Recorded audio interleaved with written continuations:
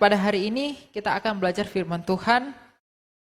Apa inti dari Alkitab itu?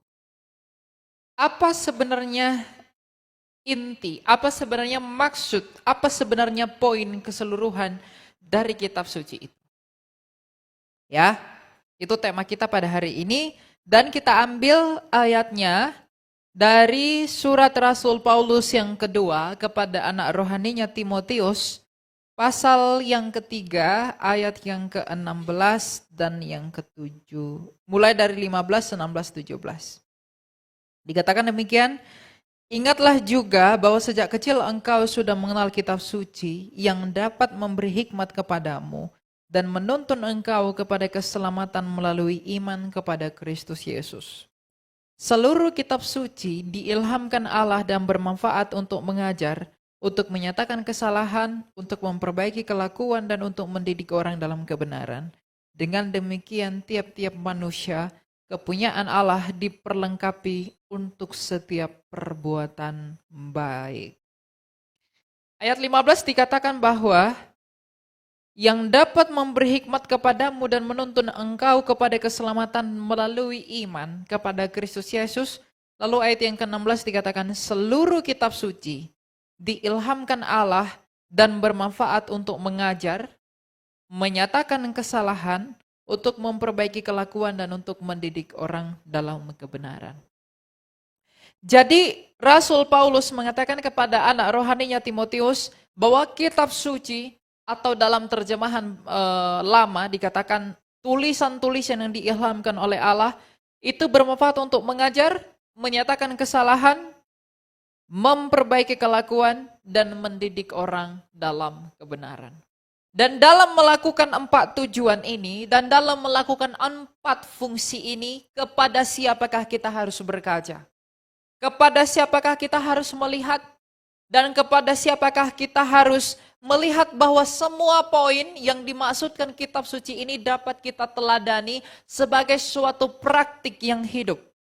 Bahwa seluruh kitab suci yang digunakan untuk mengajar, menyatakan kesalahan, mendidik orang dalam kebenaran, dan juga untuk memperbaiki kelakuan, kepada siapakah kita belajar semuanya itu?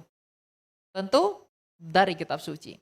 Tapi apakah yang ada di dalam kitab suci ini dan mengenai siapa, itulah yang terpenting.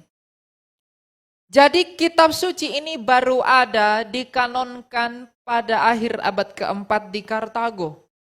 Tapi sebelum ini, 400 tahun sebelum ini ada, yang diceritakan di dalam Alkitab ini adalah satu tokoh historis yang bernama Yesus Kristus.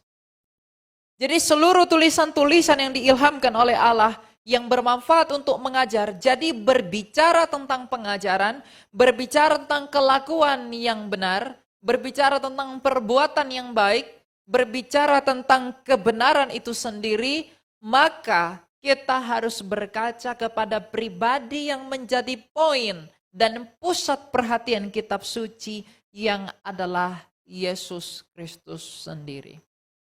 Makanya Tuhan kita pernah bersabda dalam Yohanes 14 ayat 6, Akulah jalan dan kebenaran itu, dan hidup, bahwa tak seorang pun yang dapat datang kepada Bapa kalau tidak melalui aku.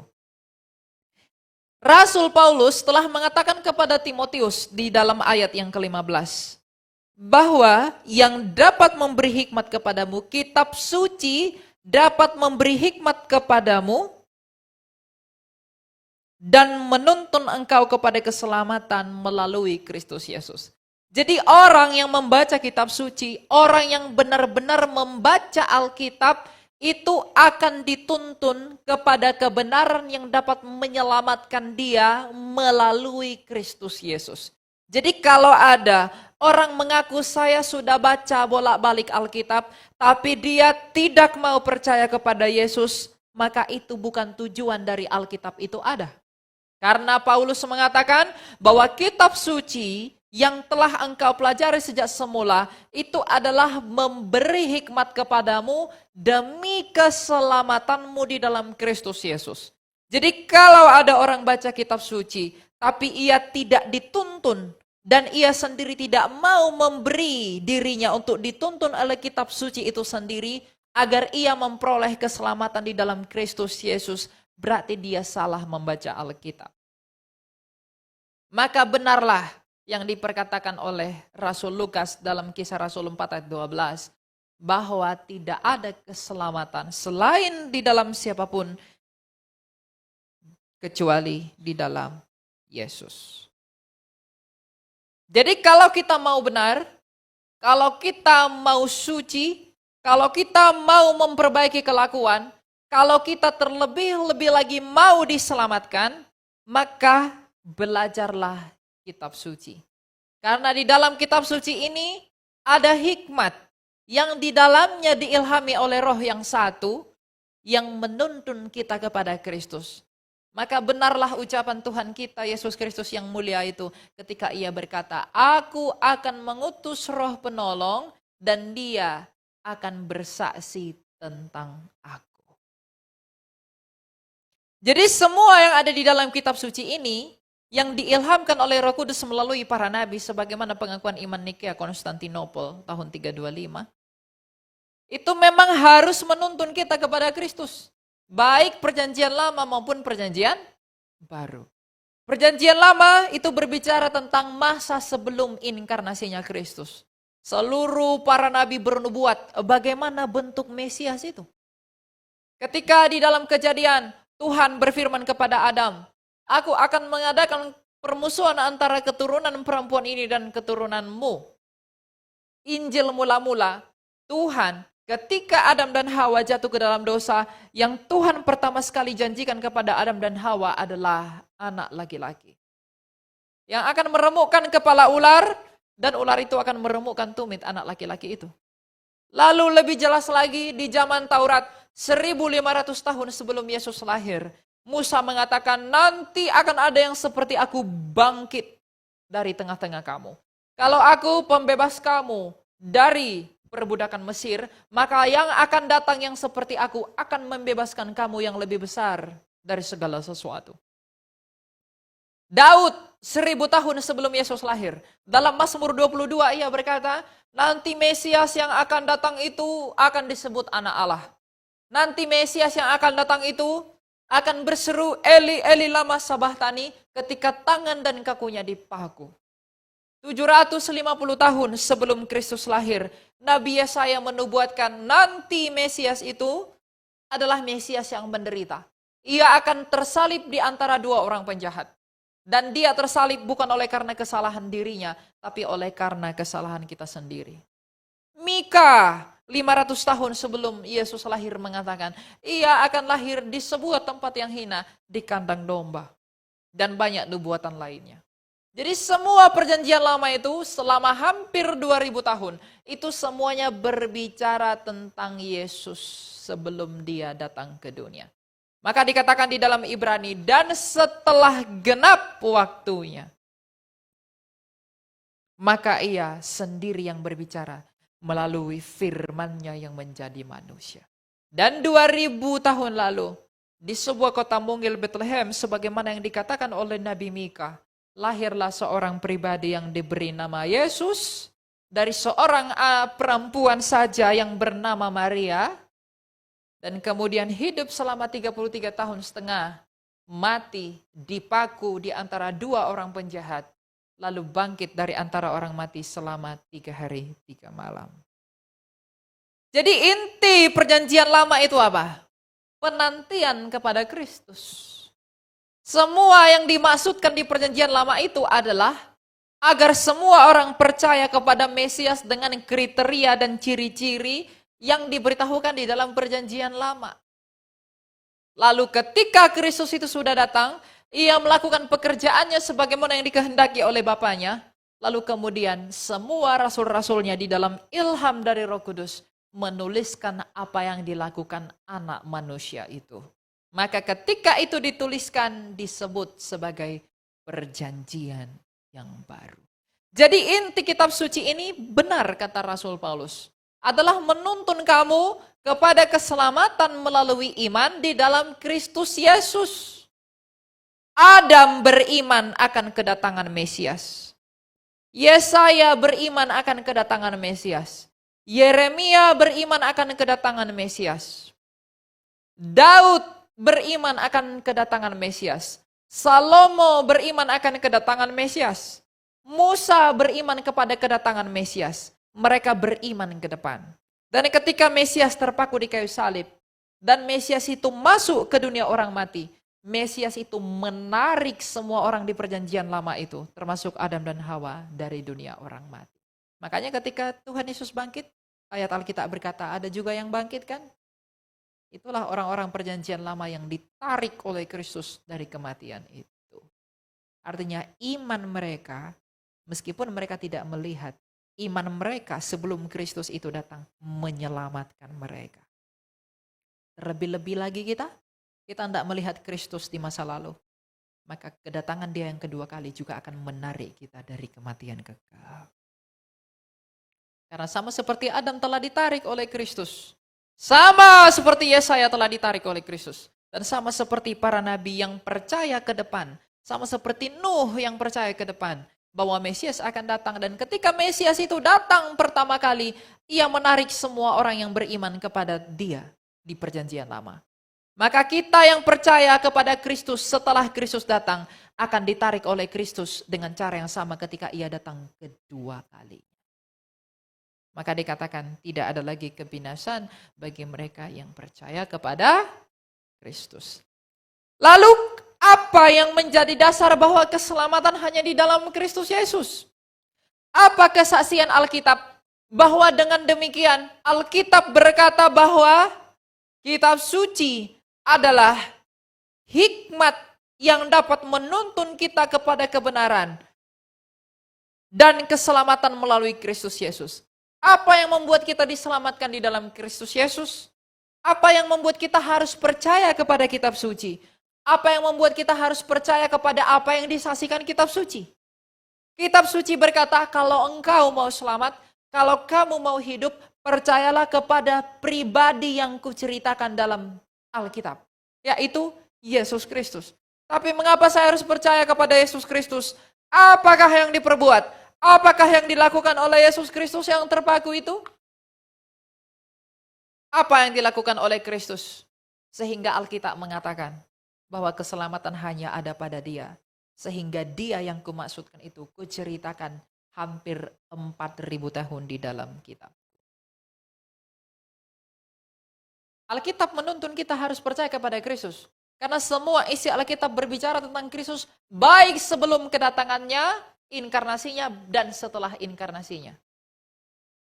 Tapi kenapa Alkitab mengatakan hanya Yesus jalan keselamatan itu? Selain daripada Tuhan Yesus sendiri yang bersabda bahwa Dialah jalan keselamatan itu, tapi seluruh kitab Alkitab ini juga mengatakan bahwa hanya Yesus jalan keselamatan. Apakah alasannya bahwa hanya Yesus itu jalan keselamatan?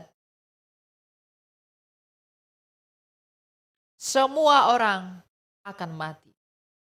Semua orang akan memasuki tempat di mana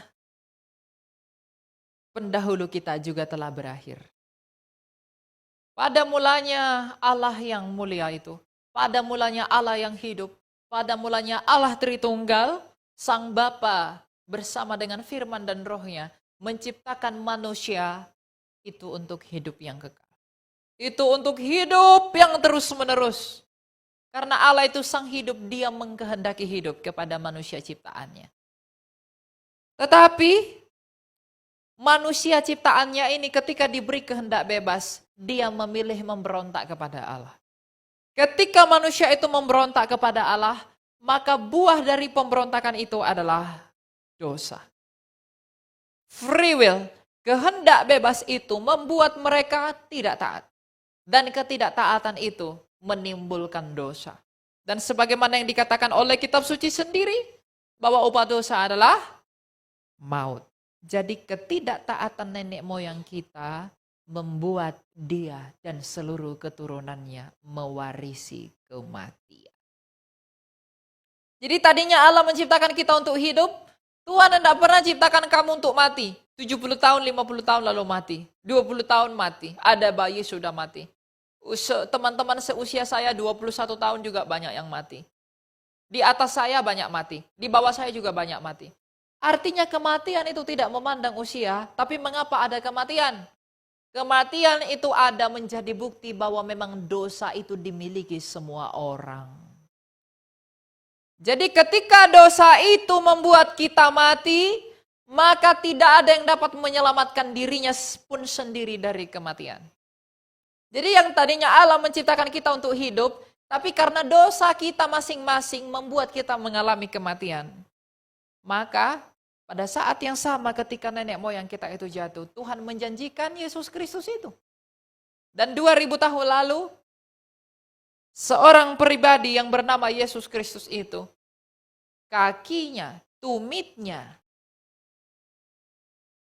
diinjak oleh ular dengan menyalibkan Kristus. Tetapi Kristus menginjak kepala ular itu melalui kebangkitan. Satu-satunya pribadi di dunia ini yang telah hidup kembali namun tidak mati lagi, itu hanya Yesus Kristus dari Nazaret. Jadi ketika dia bangkit dari kematian, ketika ia hidup kembali dari kematian, dia ingin memberitahu saya dan kamu dan seluruh dunia, wahai manusia, wahai anak-anakku, bagaimanapun kamu akan mati. Tapi aku menciptakan kamu sejak semula bukan untuk mati, untuk hidup. Lihatlah aku sendiri telah menghidupkan diriku sendiri. Jadi kalau kamu ingin hidup seperti aku, maka percayalah kepadaku sebagai satu-satunya yang telah hidup. Di luar aku, engkau tak dapat berbuat apa-apa. Coba lihat nabi yang dikatakan hebat. Kekaisaran Roma sebagai kekaisaran raksasa di sepanjang sejarah semesta ini.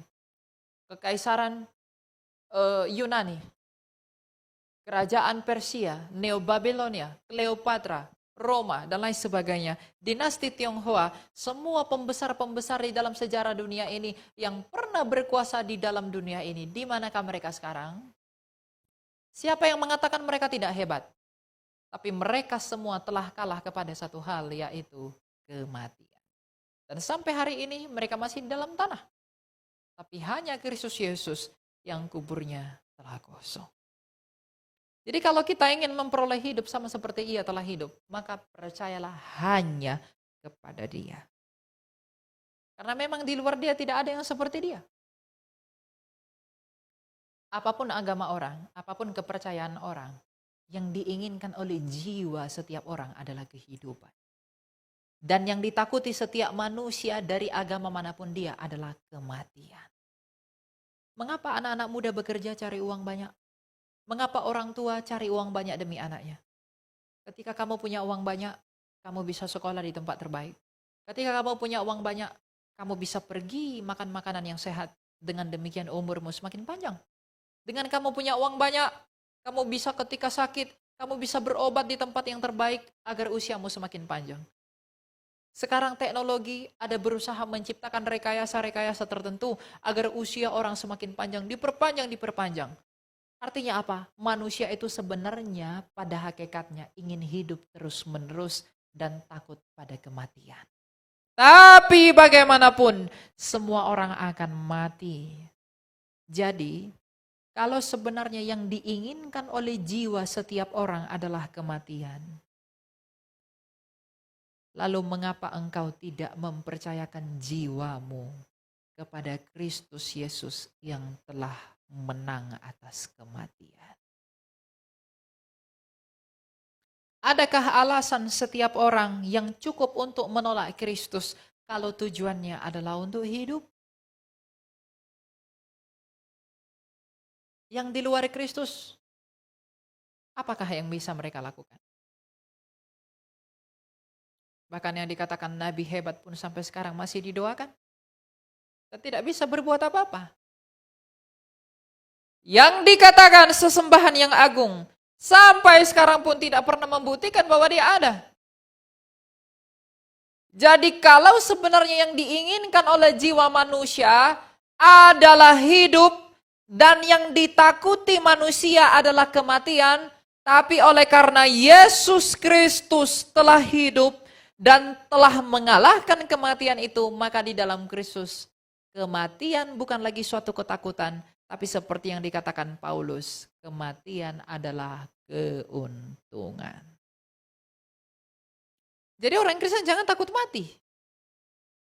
Karena kematian tidak lagi ditakuti di dalam Kristus. Makanya dalam 1 Korintus 15 dikatakan apa? Wahai maut, wahai kematian, di manakah sengatmu? Jadi kalau kamu, anak-anak muda, kalau kamu mau meninggalkan Yesus, itu artinya kamu memilih untuk mati selama-lamanya. Tapi kalau kamu mau tetap di dalam Yesus, sejarah telah membuktikan dia telah bangkit, dia telah mengalahkan kematian itu melalui kebangkitannya. Maka kalau sebenarnya kamu tahu kamu akan mati, dan kamu merindukan hidup yang lama, maka percayalah kepada Kristus yang telah menang atas kematian itu. Di luar dia, seperti sabdanya sendiri, ia berkata, di luar aku engkau tidak bisa berbuat apa-apa. Jadi di dalam penginjilan saya, kepada agama apapun saya berbicara, saya selalu bilang, apakah alasan yang cukup bagimu untuk menolak Kristus kalau kamu mau hidup? Apakah alasan yang cukup bagimu untuk menolak dia? Kalau tujuanmu ingin memperoleh kemenangan atas kematian. Ada satu hal yang menghalangi itu, kesombongan. Jadi kalau orang tidak rendah hati, dia enggak akan mengerti. Jadi kitab suci mengatakan kamu diselamatkan oleh karena iman kepada Kristus Yesus. Karena kitab suci yang kita pakai itu telah menjadi kesaksian yang hidup bahwa Kristus Yesus yang dimaksudkan oleh kitab suci ini selain daripada bahwa ia telah dijanjikan selama ribuan tahun, tapi ia adalah satu-satunya yang telah hidup, yang telah bangkit dari kematian, yang telah mengalahkan kematian itu, yang oleh karena betapa besarnya peristiwa itu, para rasul tidak takut mati demi Kristus itu sendiri. Karena mereka punya prinsip dalam hati mereka. Kalau Kristus Yesusku telah mengalahkan kematian, lalu mengapa aku takut kepada kematian? Bahkan demi bertemu dia, aku merelakan diriku mati demi perkabaran Injil sucinya. Maka tidak heran banyak para rasul yang rela mati martir demi penginjilannya mengenai Kristus Yesus. Karena mereka punya prinsip dalam hati bahwa kalau hidupku adalah Kristus, sama seperti Kristus yang telah menginjak-injak kematian itu, maka ketika aku mati, aku akan mati seperti dia telah mati. Tapi bagaimanapun, aku akan hidup sebagaimana ia telah hidup. Jadi kalau ada orang meninggalkan Kristus demi uang, uang itu diperbanyakkan demi hidup juga kan. Tapi siapakah orang terkaya yang tidak mati? Siapakah raja yang tidak mati? Kalau ada meninggalkan Kristus demi uang, itu bodoh. Menjual Kristus demi harta, itu bodoh. Meninggalkan Kristus demi tahta, itu bodoh sekali. Meninggalkan Kristus demi wanita, demi pria, itu terlalu bodoh. Karena wanita atau pria yang kamu kejar itu pun dengan meninggalkan Kristus akan mati dengan cara yang sama sebagaimana kamu mati. Boro-boro menyelamatkan kamu, menyelamatkan dirinya sendiri, ia pun tidak bisa. Tapi Kristus Yesus telah rela berkorban demi manusia, dan ia telah membuktikan kuasanya dalam sejarah bahwa ia telah menang atas maut itu. Lalu mengapa engkau meninggalkan kepastian yang demikian itu, lalu menggantinya dengan keraguan-raguan? Apakah yang engkau kejar, wahai jiwaku? Apakah yang engkau inginkan, wahai jiwaku? Apakah yang engkau dambakan, wahai jiwaku? Pertanyakanlah itu. Apa yang menjadi keinginan kita? Apa yang menjadi kerinduan kita? Apa yang menjadi harapan kita? Mengapa kita meletakkan harapan kita pada hal yang dapat berlalu? Mengapa kita meletakkan dambaan kita pada hal yang dapat usang? Mengapa kita meletakkan cita-cita kita pada hal yang akan lenyap? Tetapi pengharapan di dalam Kristus Yesus sebagaimana ia telah hidup kembali tidak akan pernah lenyap, sebab ia sendiri berkata, langit dan bumi akan berlalu, tapi firman-Ku tidak akan berlalu. Inilah yang membuat pengharapan di dalam kekristenan itu menjadi hidup. Itulah yang disebut oleh kitab suci ini, bahwa keselamatan itu hanya ada di dalam Yesus. Itu yang diajarkan oleh kitab suci. Kitab suci tidak ditulis dalam waktu 2 tahun.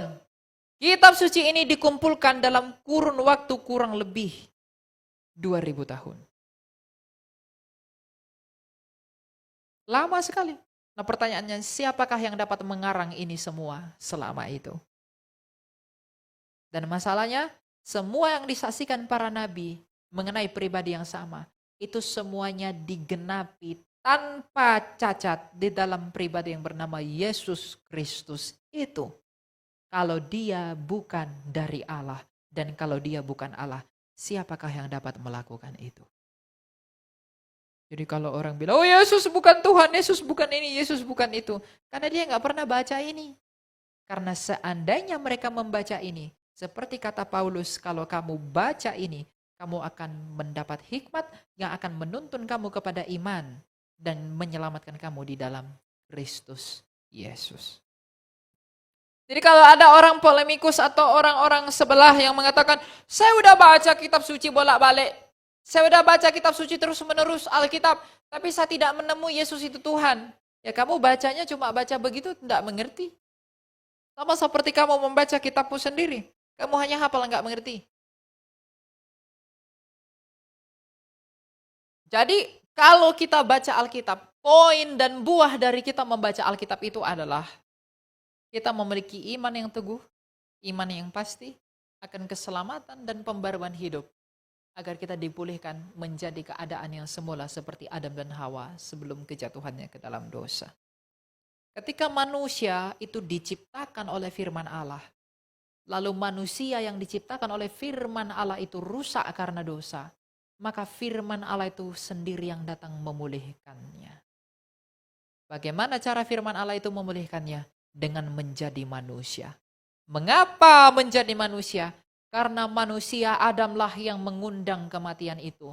Maka firman itu harus menjadi manusia agar dalam keadaannya yang sebagai manusia itu ia mengalahkan dosa yang telah merenggut Adam. Makanya Kristus dikatakan sebagai Adam yang kedua. Yesus Kristus adalah Adam yang kedua. Makanya Rasul Paulus bilang apa? Di dalam persekutuan dengan Adam, kita mewarisi kematian. Tetapi di dalam persekutuan dengan Kristus, kita mewarisi kehidupan. Dan itu bukan dongeng, itu bukan legenda. Karena memang Adam telah mati, tetapi Kristus Yesus telah hidup. Makanya dalam kitab Wahyu Tuhan Yesus berkata apa? Lihatlah, aku telah mati, namun aku telah hidup untuk selama-lamanya. Itulah inti kitab suci. Jadi kalau ada orang Kristen malas baca Alkitab, dia lebih suka baca chat pacarnya, dia lebih suka baca novel romantis-romantis. Kalau kamu menyadari betapa romantisnya cinta Tuhan kepada kamu manusia. Lah, kamu sama pacarmu masih sleep call, telepon, sayang-sayang cinta, di mana? Teleponan 24 jam, masih begitu, itu tidak ada apa-apanya. Pembuktian cinta, saya mau kue, saya mau baju, dibeli. Saya mau makan gudeg, saya mau makan ini, dibeli, dilakukan. Inilah usahaku untuk membuktikan aku cinta kepadamu. Itu bukan usaha. Kalau kamu mengatakan dia romantis sekali, ketika saya mau masuk mobil, pintu dibukakan. Hari Valentine dikasih bunga. Saya punya makanan tersangkut di mulut, dilap sama dia. Romantis sekali. Dia begitu kalau anak muda sekarang bilang full effort. Kalau perempuan mengatakan man provider man.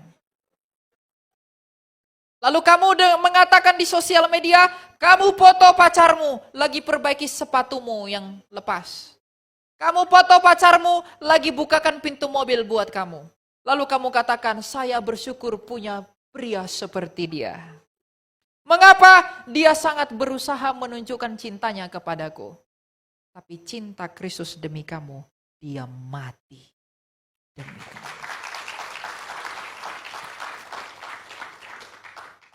Jadi mengapa kita menghabiskan perhatian kepada manusia lalu melupakan Kristus? Kita memberi perhatian kepada manusia, tapi melupakan Kristus. Kita fokus kepada kemunafikan manusia, tapi melupakan ketulusan Kristus. Saya sendiri pun kadang sedih dalam hati kalau saya tidak sempurna di dalam kasih saya kepada dia. Kadang mungkin saya mencintai hal sesuatu berlebihan daripada Kristus itu sendiri. Meskipun saya pelayan Tuhan. Mungkin anak-anak muda atau siapapun mungkin galau karena hal tertentu. Mungkin kamu belum dapat pekerjaan lalu kamu marah-marah, kamu galau karena pria, karena wanita dan lain sebagainya. Kalau kamu galau karena itu semua, lalu apakah makna, apakah artinya dia yang telah tersalib buat kamu? Kita mencintai dunia ini, kita mencintai manusia begitu rupa, tapi kita melupakan Kristus. Kristus berkata, kalau kamu mencintai manusia lebih daripada aku, kamu tidak layak bagiku. Jadi apakah kita sudah sungguh-sungguh mengasihi dia sebagaimana yang dituntut oleh kitab suci? Usahakanlah cinta yang lebih besar kepada dia. Karena dia telah mencintai kita lebih besar dari apapun. Dia tidak memberi kamu uang. Dia tidak memberi kamu mobil.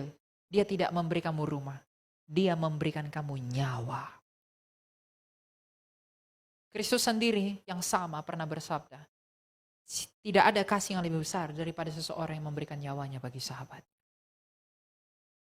Nah, Kristus itu bukan sahabatmu, Tuhanmu, penciptamu. Jadi kalau ada orang meninggalkan Yesus demi yang lain, aduh, saya pikir tidak mengerti apa makna kitab suci. Kalau ada orang meninggalkan Yesus demi hal-hal yang fana, apakah itu dapat menolong dia? Kalau ternyata pada akhirnya hanya Kristus Yesus yang dapat menolongmu pada hari kematianmu, lalu mengapa selama hidup kita menghabiskan perhatian kita kepada yang tidak dapat menolong kita? Kita menghabiskan perhatian kepada pacar, kita menghabiskan perhatian kepada uang, kita menghabiskan perhatian kepada bisnis. Ketika kita mati, di manakah mereka? Apakah mereka dapat menolong kita? Tidak, hanya Kristus saja. Kalau ternyata hanya Kristus itu yang dapat menolong kita, mengapa kita tidak mengusahakan melakukan sesuatu yang baik buat dia? Kalau kita tahu betapa cepat orang melupakan kita setelah kematian kita tidak akan mengusahakan apapun di dalam hidup ini, kecuali menyenangkan hatinya dia. Oleh karena itu, selain daripada kita bangga sebagai umat pilihan Kristus, tapi kita juga perlu untuk menghidupi dia, meneladani dia, dan merenungkan di dalam kerendahan kita sebagai manusia yang hina, penuh kusta, dan juga bercacat. Bahwa begitu besar kemurahan hatinya, begitu besar perhatiannya kepada kita kebun anggur miliknya. Maka kita tidak boleh menyia-nyiakan kasih itu. Karena tidak ada yang seperti itu.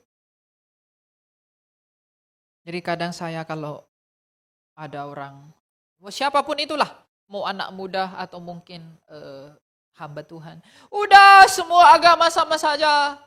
Yesus sama aja dengan lain, yang penting kamu baik. Yang penting kamu baik-baik sajalah. Apapun Tuhanmu, kan Tuhan mau yang baik-baik. Pertanyaan saya, adakah selain Kristus yang telah berkorban? Adakah seperti Kristus yang tidak bersalah namun harus mati oleh karena bukan kesalahannya? Ketika ia berkata kepada orang Yahudi, siapakah yang dapat membuktikan aku berdosa? Tak satu pun di antara mereka yang bisa membuktikan dia berdosa. Bahkan pengadilan Roma mengatakan, aku tak menemukan kesalahan apapun pada orang ini. Pontius Pilatus, Herodes yang agung, juga membuktikan bahwa Kristus tak dapat berdosa. Tapi mengapa ia harus mati? Mengapa dia rela mati? Ia memberikan dirinya mati. Maka benarlah sabda Yesaya 750 tahun sebelum dia. Ia mati bukan oleh karena kesalahannya, tapi oleh karena pemberontakan kita. Dan oleh bilur-bilurnya kamu menjadi sembuh. Maka berbahagialah Yesaya. Kalau Yesaya berbahagia oleh karena iman itu, bukankah kita juga patut berbahagia oleh karena iman yang sama? Jadi kalau ada orang tinggalkan Yesus, meninggalkan Kristus demi hal-hal yang lain, aduh itu sayang sekali. Dan meninggalkan Yesus bukan hanya tentang murtad, tapi perilaku hidup yang tidak benar. Kita mengaku, saya ikut Yesus, saya percaya Yesus, tapi saya menyerahkan diri selalu kepada dosa. Di manakah Kristus Yesus itu dalam hidup saya? Seperti babi yang pergi kepada kubangan lumpur. Bukankah demikian juga kita melayani dosa? Kalau kita mengaku kita sungguh-sungguh percaya kepada Kristus, maka kita harus membenci dan tidak menyukai dosa. Dan kita bertanding, berusaha melepaskan hidup kita dari dosa. Melepaskan dosa itu nggak mudah, itu susah. Saya tahu itu. Kita semua tahu itu. Tapi Paulus mengatakan, memang itu adalah pertandingan. Kita harus terus berupaya untuk mengeluarkan diri kita dari perbudakan dosa itu. Agar ketika kita mati, Kristus menyempurnakan itu. Jadi saya percaya Yesus, tapi kita tidak pernah merasa bersalah atas dosa. Kita menyerahkan diri kita secara sukarela setiap hari kepada dosa. Dan tidak mau hidup di dalam pertobatan demi kerajaan Allah. Di manakah Kristus Yesus itu dalam hidup kita? Bukankah yang Kristus tolak itu adalah orang-orang yang mengakui dia Tuhan juga? Dalam Matius 7 Tuhan Yesus berkata apa? Enyahlah engkau, aku tak mengenal engkau. Yang enyah itu siapa? Yang menyebut dia Tuhan, Tuhan.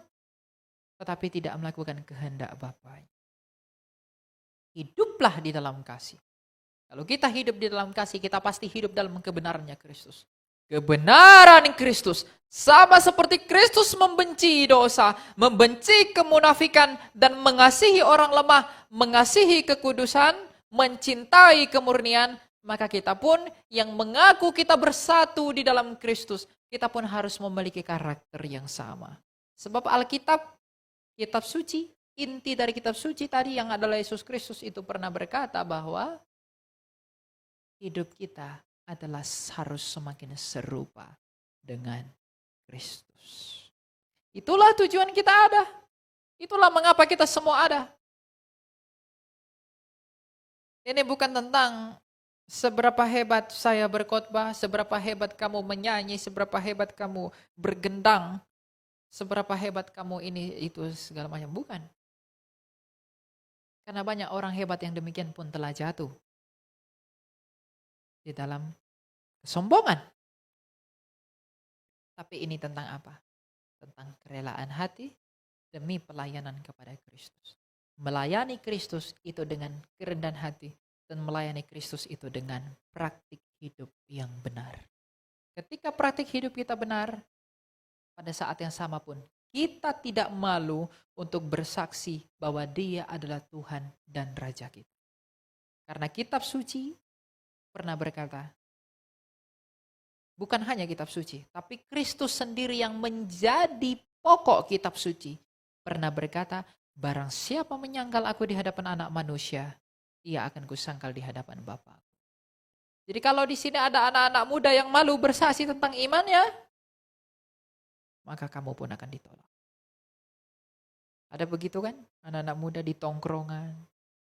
Ketika berbicara Yesus, dia tidak mau. Dia malu mengakui Tuhannya. Dia tidak mau memberi pertanggungjawaban. Dia tidak mau memberi kesaksian. Dia tidak mau memberi hal-hal yang hidup tentang Kristus Yesus. Bukankah Yesus telah berkata, engkau akan menjadi saksiku? Kalau kita adalah pengikutnya Dia, sekiranya mungkin kita juga adalah saksinya. Karena ketika kita mengikuti Dia, maka kita juga menyaksikan Dia. Jadi kalau ada orang malu tentang Yesus, kalau ada orang malu beriman kepada Kristus, bukankah Kristus juga akan malu mengakuimu di hadapan Bapaknya? Kalau saya malu mengakui dia, maka dia pun akan menyangkal saya. Kalau saya tidak mau mengikuti dia, maka ia pun akan membuang saya. Kalau saya tidak setia kepada dia, maka ia pun akan membuang saya. Sebab apakah gunanya saya buat dia? Kalau saya sendiri tidak mengasihi dia, sedangkan ia sendiri telah mengasihi saya. Apakah yang saya upahi atas kasihnya Allah? Dan apakah yang akan saya katakan di hadapan tahta pengadilannya demi suatu pertanggungjawaban yang baik?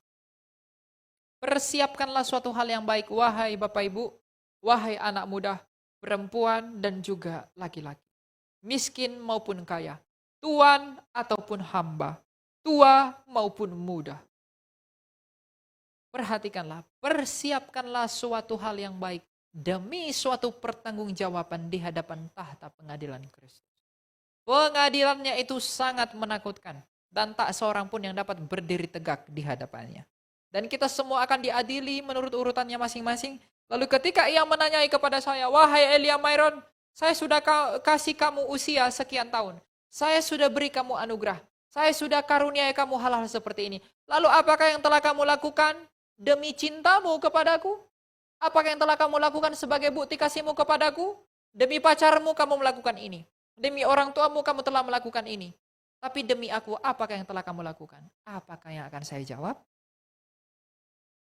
Dan itu bukan hanya untuk saya, tapi untuk semuanya. Kalau Kristus menanyakan itu, di dalam matanya yang seperti nyala tembaga itu, ketika ia menanyakan itu kepada Bapak, Ibu, dan semua yang ada di sini, apakah yang akan kita jawab? Kalau belum ada, maka usahakanlah itu dari sekarang. Karena kitab suci mengajarkan kita bahwa pengadilan Kristus itu memang menakutkan.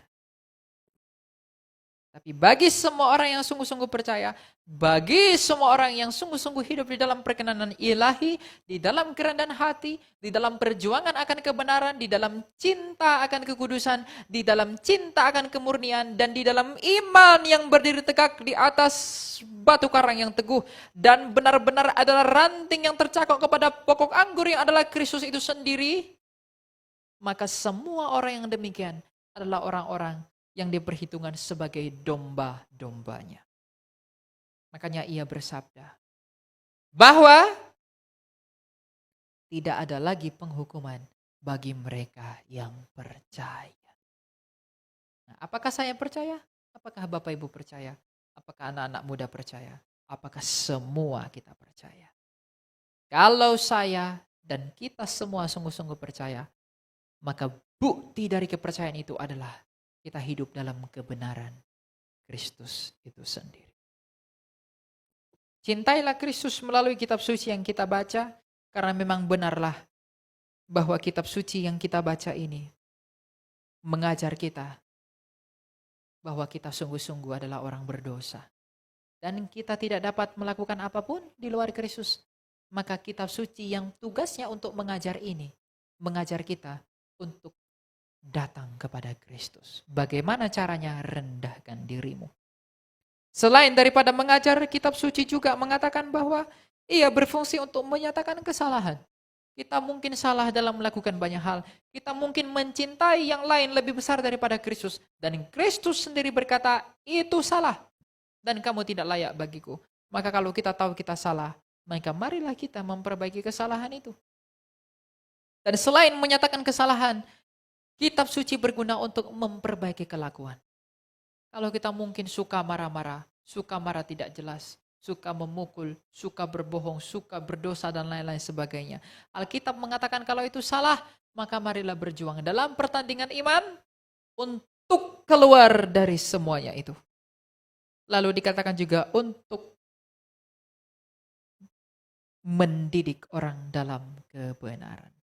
Karena pada akhirnya semuanya akan dipersatukan di dalam kebenaran yang sejati di dalam Kristus Yesus. Untuk itulah kitab suci jangan dianggur di dalam rumah. HP 24 jam kita buka. Saya pun begitu. Tapi Alkitab apakah kita pernah membukanya? Apakah kita pernah mencintai kesaksian Kristus melalui Alkitab ini? Saya katakan kepada semua orang di sini, tidak ada buku yang lebih indah dari Alkitab. Tidak ada buku yang lebih indah dari Alkitab. Semua yang kamu cari, semua ada jawabannya di sini. Kamu sedang sedih, kamu sedang galau, kamu sedang mau meminta hikmat dari Allah, bukalah Amsal-Amsalnya Salomo. Kamu mau tahu sebenarnya apa hakikatmu hidup? Kita mau tahu apakah arti hidup di tengah dunia yang berdosa ini? Baca Pengkhotbah, semuanya sia-sia. Kita mau tahu apa tujuan kita diciptakan sejak semula? Baca semua kitabnya Musa. Kita tahu bagaimana konsekuensi dosa, lihat semua Taurat. Kita mau melihat bagaimana kasih Allah, baca semua Injil. Kita mau melihat bagaimana wujud dari kasih yang sejati, lihat di dalam Injilnya Kristus Yesus. Apa yang telah Ia lakukan? Kita mau melihat bagaimana cara kita mencintai Dia, lihat semua tulisan para rasul.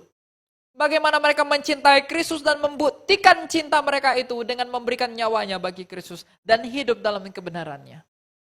Kita mau melihat bagaimana Roh Kudus berkenan kepada setiap orang percaya, lihat kisah para rasul. Kita mau melihat bagaimana para nabi diurapi, bagaimana Alkitab jujur menyatakan berbagai kesalahan dan bagaimana solusinya. Lihat semua Nefim, lihat semua kitab para nabi, semua dijelaskan dengan baik. Lalu kalau ada orang mengatakan, saya belum tahu ini itu, bukannya kamu tidak tahu, tapi tidak mau tahu. Karena tidak akan ada yang tidak disingkapkan. Karena Alkitab, kitab suci yang intinya adalah Kristus, itu telah memberitahu segala sesuatu yang berkenaan dengan hidup manusia. Maka ketika semua Bapak Ibu dan teman-teman telah mendengarkan hal ini, maka di hadapan pengadilan Tuhan, tak seorang pun yang akan berkata, aku belum mendengarkan kebenaran itu. Semua kita telah mendengarkan kebenaran itu, dan semua kita akan dituntut pada hal yang sama. Kebenaran yang saya tahu telah saya bagikan kepada Anda. Maka semakin banyak orang tahu, semakin banyak dituntut. Tidak ada cerita, aduh, aku pura-pura enggak dengar. Kamu sudah dengar hari ini. Dan kalau tidak melakukan hal yang dituntut oleh pendengaran itu, karena iman timbul dari akan apa? Bukan akan drama Korea, bukan akan drama Cina, sering di iklan TikTok itu. Bukan. Iman itu timbul dari pendengaran akan firman Allah. Kalau kita sungguh-sungguh mengasihi Kristus, marilah kita semuanya, wahai anak-anak muda dan semuanya, baik yang tua, muda, miskin, kaya, kuat, lemah, laki-laki, perempuan, dan semua orang. Mari kita semua merelakan hati kita di dalam pengakuan kita bahwa kita bukanlah apa-apa tanpa Kristus, tapi Kristus telah memperhitungkan kita, orang yang bukan siapa-siapa ini, yang telah ditanamkan dengan tangan kanannya yang mulia itu. Kita harus memenuhi diri kita dengan kerendahan hati, karena Kristus Yesus itu juga adalah pribadi yang rendah hati. Mengakui ia berdaulat atas segala sesuatu, dan mengakui bahwa kita tidaklah apa-apa di hadapannya, dan sesuatu yang dibuahkan dari pengakuan itu adalah hidup yang seperti Kristus. Maka dengan demikian, ketika kita mati, tidak ada lagi ketakutan bagi kita. Sebab kalau hidup kita sudah adalah Kristus, maka mati kita adalah keuntungan. Tapi kalau hidup kita bukan Kristus, maka mati kita, sangat sayang sekali. Adalah kerugian. Kalau hidup kita hanyalah tentang uang, maka mati kita pun akan sengsara di dalam kerinduan batin tentang uang itu dituntut terus-menerus. Sedangkan kita tidak lagi di dalam daging, maka kita tersiksa di dalam. Tapi kalau hidup kita sudah adalah Kristus, maka mati kita adalah Jadi apakah kita takut mati? Loh, kok lemas? Apakah Anda takut mati? Tapi jangan cari mati ya. Tidak boleh. Hidup yang diberi Tuhan adalah anugerah, maka manfaatkanlah itu semua, pergunakanlah itu semua demi suatu hal-hal yang baik, demi pertanggungjawaban di hadapan Tuhan. agar semua yang ada di sini tanpa terkecuali kita kembali bertemu dalam perjamuan kudus Allah. Tuhan memberkati.